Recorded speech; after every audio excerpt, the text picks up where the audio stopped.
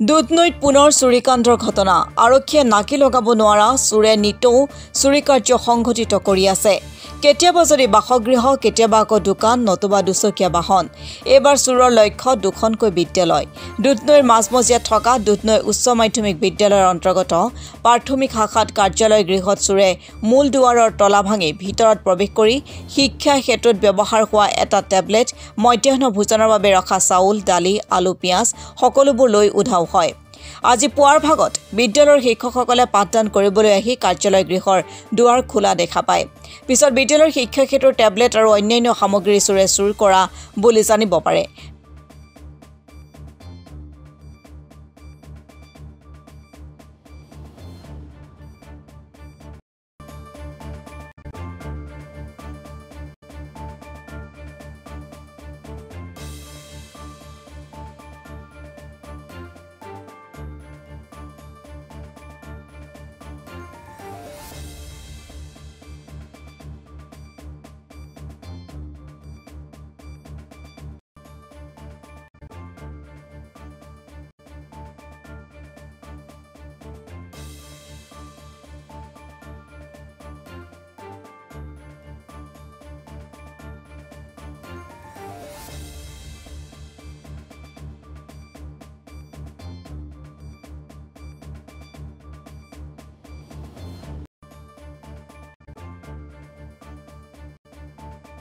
সাড়ে 8 বজাত যেতিয়া বিদ্যালয়লৈ আহো আহি দেখা পাও আমাৰ অফিস ৰুমৰ মানে তলা ভাঙি অফিস ৰুম একদম সাৰখাৰ কৰিছে মানে যোৱাকালি মধ্যাহ্ন ভোজনৰ কাৰণে যি সামগ্ৰী লাগে দালি তেল একদম মানে আলু পিয়াজ সব লৈ গৈছে প্লাস আমাৰ স্কুলৰ টেবলেটও নাই আৰু যিমান মানে বহি কিতাপ আছে হাজিৰা সব মানে লণ্ড ভণ্ড কৰিছে চাব নোৱাৰা অৱস্থা কৰিছে কিছুদিন আগতে গৰম বন্ধত আমাৰ ৰুম বিলাকত সোমাই ফেন বিলাক খুলি চুৰে লৈ গৈছিল থানাত খবৰো দিয়া হৈছিল আৰু এই কেইদিনতে আজি আৰু হঠাতে মানে এনেকুৱা চুৰে আহিলে প্ৰশাসনে অলপ ভালকে চাব লাগিছিল ইমান ৰাস্তাৰ কাষৰ স্কুল আৰু আমাৰ পৰা থানাটো বেছি দূৰতো নহয় আগতে কিন্তু আগৰ ওচি বিলাকে আমাৰ এইটো বাবুপাৰা ৰাস্তাৰে সঘনাই মানে ঘূৰি ফুৰিছিল আৰু সেই মতে ধৰিছিল চুৰ আজি কিছু বছৰৰ পৰা আমি মানে একদম দেখাই নাই আৰু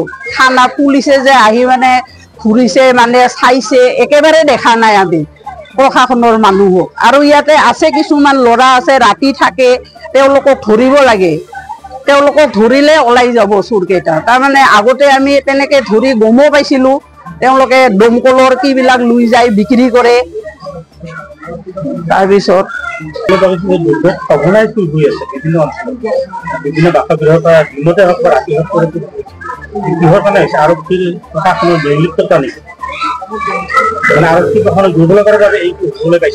নাই আৰক্ষীৰতো একদম দুৰ্বলতাই ক'ব লাগিব মোৰ স্কুলখনৰ পৰা মোৰ ঘৰ বেছি দূৰো নহয় আমাৰ একদম ৰাস্তাৰ কাষতে ঘৰ কমপ্লেক্সত কিছুদিন আগতে আমাৰ বাহিৰত স্কুটি এখনো চুৰে লৈ গ'ল আমাৰ মানে এইটো এলেকাত হৈয়ে আছে দিন দুপৰতেও হৈ আছে আৰক্ষী একেবাৰে নিশ্চুপ আমি নাজানোৱে ইয়াৰ প্ৰশাসন যে মানে কি সক্ৰিয় হৈ আছে একেবাৰে নাজানো আৰু চিনিও নাপাওঁ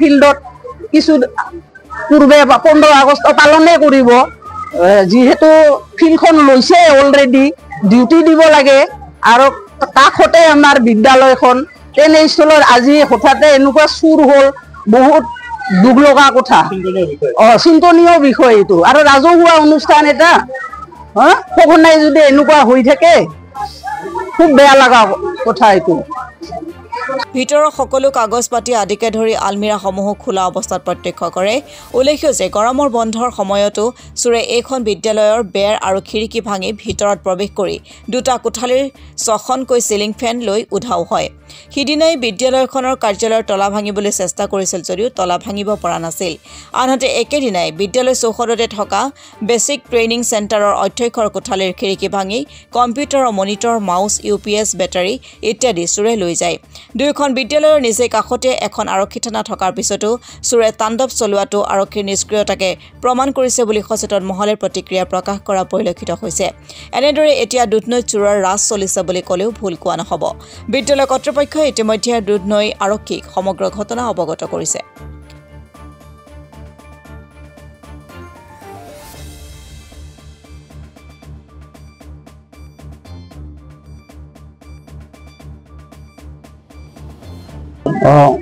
মই BTCত কাম কৰোঁ ফ'ৰ গ্ৰেড হিচাপে। মই এতিয়া আহি অফিচ খুলোঁ যেতিয়া এই চব খিৰিকীবিলাক ভাঙি কম্পিউটাৰটো লৈ গৈছে, আলমাৰীবিলাক ভাঙিছে।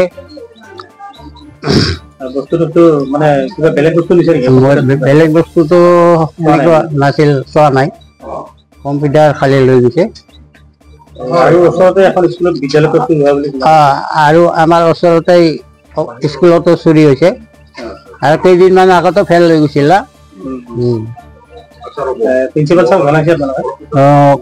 খবৰ দিছে ছাৰক। হয়,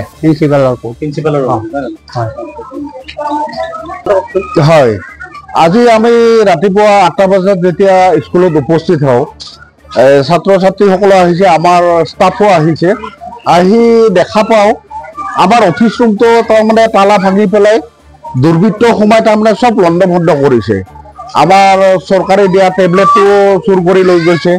প্লাছ যোৱাকালি আমি মিড ডে মিলৰ বজাৰ কৰিছিলোঁ, দালি, আলু, তেল চবখিনি চুৰে লৈ গৈছে। চাউলৰ ষ্ট'ৰ ৰুমটো তলা ভাঙিছিলে, কিন্তু চাউল আমি তাত ৰখা নাছিলোঁ। যিয়ে নহওক, কেইদিনমান আগতে গৰম বন্ধ যেতিয়া আমাৰ গ'ল, আমি যেতিয়া গৰম বন্ধ পাৰ হ'ল তেতিয়া আহি স্কুলত দেখা পাওঁ আমাৰ স্কুলত 2টা ৰুমৰ পৰা 6খন ফেৰ চুৰি কৰি লৈ গৈছে।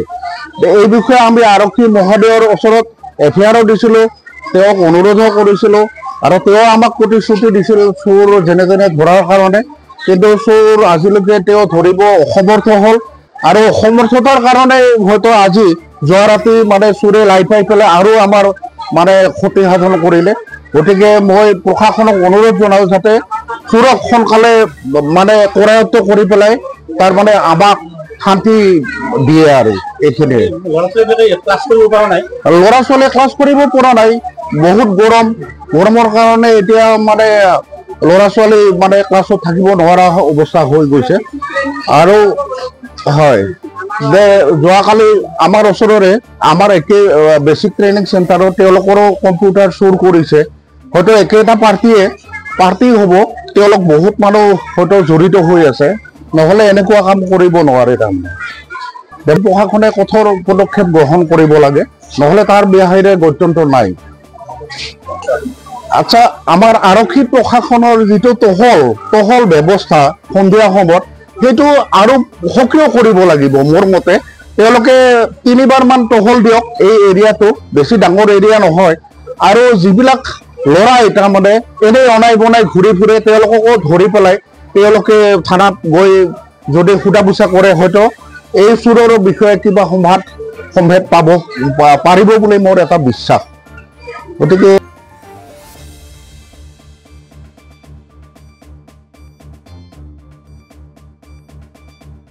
দুধনৈৰ পৰা ভৱেশ চন্দ্ৰ ভাগৱতীৰ ৰিপৰ্ট, অসম টুডে।